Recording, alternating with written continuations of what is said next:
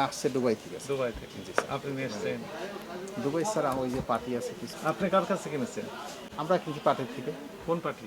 কিছু luggage party আছে sir.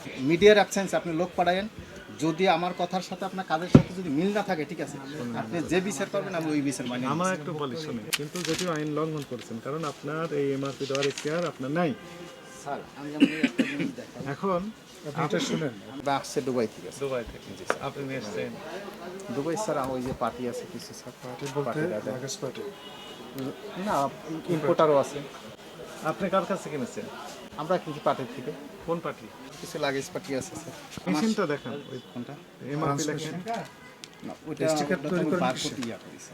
কোথা করেন? এটা হচ্ছে কম্পিউটার। কম্পিউটার দিয়ে করেন। এখন আচ্ছা, 3000 দিয়ে কেনা, আপনি লিখেছেন 5250। আমার একটু আগে স্যার আমি একটা 7,800 টাকা আমি বিক্রি করছি 5,500 টাকা। আমার লাভ হয়েছে কত জানেন স্যার? আমার লাভ হয়েছে ওটা আমি 1,000 টাকা লাভ। আমি তো আপনার একটা সুন্দর কথা বলছি স্যার, আমি ডিসকাউন্ট দিই না, আমার লাস্ট পর্যন্ত 3,500 টাকা আমি স্যার। ঠিক আছে, 3200 টাকা করে 5250 টাকা লাগেছে, মানে দ্বিগুণ।